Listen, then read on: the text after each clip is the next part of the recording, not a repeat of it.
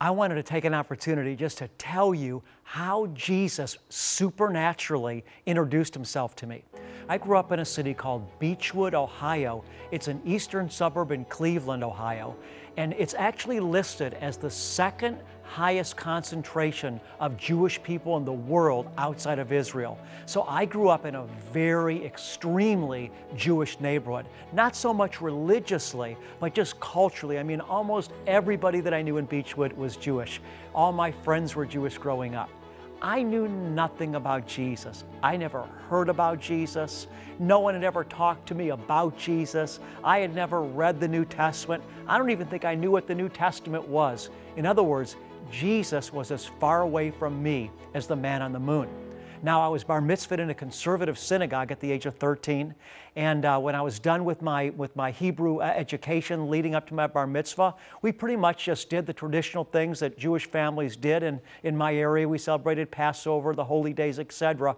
But I didn't really know God in a personal way. I was never taught to know God in a personal way.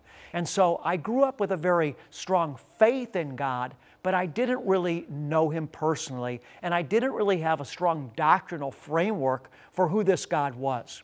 Well, as my life continued on after Hebrew school, I started developing a very strong desire to be an athlete in the sport of wrestling. I made a goal for myself that I was going to be the best wrestler at my weight class in the entire state. I was so focused, I trained like a professional athlete. I lived it, ate it, drank it, slept it, trained all year long. In fact, I would go to sleep every night, turn on my record player, and as I listened to the music, I would envision myself with my hand raised as state champ, the best wrestler in my weight class in Ohio, and chills would go through my body every night.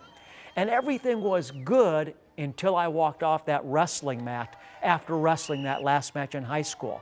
Because when I walked off the wrestling mat and I looked into the future, I realized that this sport really didn't mean anything in the larger world. And because I had focused on wrestling for so long and didn't think outside that box, I wasn't prepared. And suddenly, I went from feeling like I was on top of the world and in control of life because there wasn't anybody that I didn't think I could beat in my world of wrestling. Now, as I walked off that wrestling mat and looked into the future, realizing how big the world was, I realized that I wasn't in control, that I wasn't on top. I was actually very small and very vulnerable, and just like that, I became afraid, and I lost my purpose. This state paralyzed me, and I didn't know what to do to escape it. When I was in college my first year, I went to the University of Tampa in Florida. I spent as much time as I could just sleeping to escape the psychological torment I was in because I just didn't know what to do, and I didn't know how to get that feeling back that wrestling gave me. I started thinking, what can I do to feel better? And I thought about becoming a doctor, but the truth is, I don't have the aptitude to become a doctor. I thought about becoming a lawyer, and I thought, you know what, that's possible, but here's what bothered me. I thought, even if you become a great lawyer, and even if you begin to feel satisfaction from this great law practice that you could build, I asked myself, what will happen when you're 65 and retire from law? I said to myself, you're going to feel just like you do now that wrestling ended. You'll have built your life on something that's going to end. And when it ends, what are you going to feel like? So I knew that money didn't solve everybody's problems, but I didn't know what would solve my problem. So I just thought, you know what, just try to make a lot of money and see if it makes you feel better. Now this is going back to 1978, so quite a few years ago. My plan was I was going to open up a discotheque because at the time, discotheques were really popular in the United States. I mean, there were lines going back sometimes for blocks and blocks for people waiting just to get in.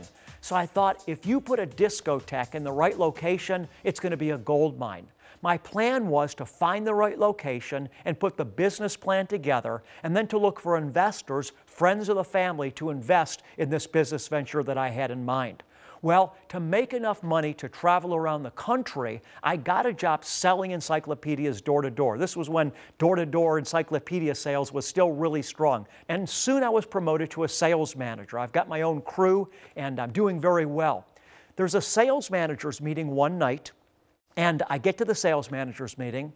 We're waiting for others to arrive. There was just one other sales manager there and myself, and he begins to tell me about this book he was reading about this Swami from India that he said could levitate off the ground and beat up tigers with his bare hands. And I thought, wow, it fascinated me. I was so fascinated by this that I went out and bought this book. It was called Autobiography of a Yogi. And as I started devouring this book, I couldn't believe it. I said, if this is real, if this guy can really levitate off the ground, and if he can really do this, I found my new wrestling. This is what I want to do. I want to spend the rest of my life doing whatever spiritual work I need to do to be able to levitate off the ground. I said to myself, this is a higher reality than making money. And I imagined you would feel so good to be able to levitate off the ground. So I'm really just captivated by this. In fact, I got in my van from Cleveland, Ohio, where I was living, and drove all the way to California to visit this guy's temple. I'm totally immersed in this. I get back home to my home, I set up this little New Age temple in my bedroom, and then I go to sleep one night. Now keep in mind where I began. My friends were Jewish. I had never read the New Testament. No one had ever talked to me about Jesus. Jesus was as far away to me as the man on the moon. I go to sleep one night in the middle of reading this book. I'm 20 years old. In the middle of the night, this hot summer August night, I'm awoken from my sleep into what I call a supernaturally conscious state of awareness. Suddenly, I'm aware that I'm not sleeping. My eyes are still closed, and in an instant, Jesus appeared to me in color on the cross. There were people in the distance looking at him as he was on the cross, and then a ray of red light from straight through the sky beamed down on Yeshua's head. And when that ray of red light, I knew him as Jesus at the time as an American, when that ray of red light beamed down on Jesus' head, I knew that that red light was coming from God, since it was coming from straight through the sky. And I knew as an American that the person on the cross was Jesus, even though I knew nothing about him. I knew in an instant that God was sharing with me that he was alive, that he cared about me, and that Jesus was the way to him. I woke up. I looked at my clock radio. It was 3:30 in the morning, and I knew that something had changed dramatically and drastically in my life. I knew that I'd found my answer. Because remember, I was lost and I was seeking. But when God appeared to me in the middle of the night, I knew that Jesus was the way to what I was looking for. I woke up the next morning, started telling my family about it. Because I was so naive, I thought they'd be excited too, because we never talked about Jesus in my home. So I had no idea what I was in for as a Jew. My mom's a Jew, my dad's a Jew. Again, raised in a Jewish neighborhood, bar mitzvah in a conservative synagogue. I had no idea what I was about to face. At first, my parents didn't react too much because they thought it was just a dream and it would be over in a few days. But when they saw I kept on talking about it, I kept telling everybody about it, somebody said to me, you need to go get a New Testament. So I went out, I bought a New Testament. I started devouring it. I mean, it was like the words were coming off the pages as fire to me. I kept on talking about it. I'd go up to my dad, I'd say, Dad, look at this verse in the Bible. I was so excited. Well, again, I was naive. I didn't realize how my parents were interpreting all this.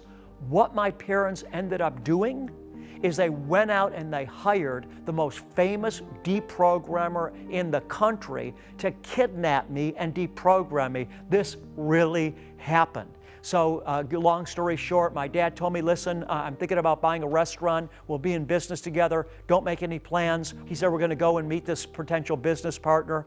So Sunday came. We went to drive to this hotel in Beechwood, Ohio. I walked in the hotel room, and as the door opens, there's a man in the room. There's two other guys in the room, both of them over 6'2", probably both of them over 240 pounds.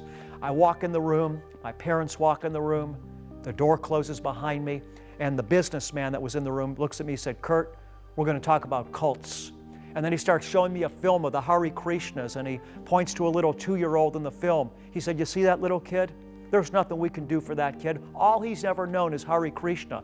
But you, he said to me, you've been living for 20 years like a normal person, and now you've been brainwashed by the Bible and whoever is brainwashing you, and we're going to snap you out of it. And he said, and I consider it a personal challenge. And I said to him, I'm not programmed. I just believe that Jesus is the Messiah. He said, well, then you've got nothing to worry about. So I stood up, I said, well, can I leave? And one of the big bodyguards that he had with him in the room said to me, sit down. And I knew I wasn't going anywhere. A little while later, I asked to go to the restroom. There was a bathroom in the hotel room. They said, yeah. So I went into the bathroom. I got down on my knees. I still remember it all these years later, 40 years later. I said, Lord, I said, I don't know what I'm about to go through now, but I just asked you to keep me. Well, they stayed with me. One of the guys slept in my room that night. The next day, we got in my van. They took me to California where they had their rehabilitation house set up. Their rehabilitation basically consisted of, we've got to separate him from whoever's programming him. So they kept me there for several weeks. Nothing changed. And eventually they just let me go home. I went back home. I tried to be a little less vocal, but I guess I wasn't less vocal enough, because it wasn't too long after that my parents, without telling me in advance, invited a Jewish psychiatrist over my home. I was actually feeling good at this time in my life. I mean, I was starting to get strong again. Remember, I was recuperating from having lost wrestling, which was my identity in my life, and now I found Yeshua, and all of a sudden, new life is rising in me. I'm starting to find new purpose and new strength and new identity. So when the psychiatrist comes over, we sit down at my kitchen table there, my dining room table. He just asked me a question. He was trying to bait me to tell him that I had a vision of Jesus so he could probate me to the mental ward of a hospital in Cleveland. So he just asked me a few questions, and I just started telling him what Jesus had done for me. And I was so inspired, and so proud to be able to be a witness for Jesus. I remember after our meeting ended, I went over to one of my friend's house. By this time I had some Christian friends. I was going to church, and I started telling my Christian friend how I had witnessed to this Jewish psychiatrist. I was so proud of myself for the inspired witness that I gave him, without knowing that the psychiatrist was just waiting for me to tell him that I had a vision of Jesus. Well, the psychiatrist went to the hospital, and he got a permission to have me probated to the psychiatric ward there, because in those days, by the witness of one psychiatrist, somebody could be probated. And all he had to do was saying, this guy's having hallucinations, he's dangerous, even though I was completely, I had no criminal record, I had never hurt anybody, there was no danger anywhere. But he was doing what my parents hired him to do. My parents thought if we can get him confined to a hospital where he can't get out of here, we can isolate him and, bring him back to ourselves, to bring him back to the Kurt we used to know. So I'm in the psychiatric ward for 2 months. It was the worst time in my life. It was terrible. Every morning I would get up with all this energy. There was no place I could go, nothing I could do. Finally, after 2 months, the law required that somebody that had been probated by the testimony of a psychiatrist had an opportunity now to testify for himself. So in 2 months, I went before a board of psychiatrists and was able to speak for myself as to whether I needed to be in this institution or not. I shared with them my story, who I was, what I was about, and they said, we have no reason to hold him here. And they released me just like that. And so I continued on in my life of pursuing the Lord. Well, to try to shorten up what really is a long, dramatic story, I married my wife, Cynthia, and graduated from Bible school in 1985. And here I am today, hosting Discovering the Jewish Jesus, which broadcasts now all over the world, close to 200 countries around the world, reaching Jewish people and Gentiles alike, just like we're supposed to be as Jews, as a light to the nations. I just was reading a testimony today. A 75-year-old Jewish man was searching. He found my television program. He said it put it all together to him. He received Jesus. I read a testimony just a couple weeks ago. 16-year-old Jewish boy was watching me on television, received Jesus. I'm telling you, God is sending His word forth through Jewish people today. And God's plan is this, that there's a mass of Jewish people around the earth that will come to faith in Yeshua HaMashiach. And when this critical mass of Jewish people, beloved one, comes to faith, it's going to usher in the return of Messiah Yeshua HaMashiach Himself. So I want to thank you for just investing a few minutes of your time to find out a little bit about who I am in my life, to understand why I have the passion for what I do, and I hope and pray that you'll be very blessed by the ministry of Discovering the Jewish Jesus.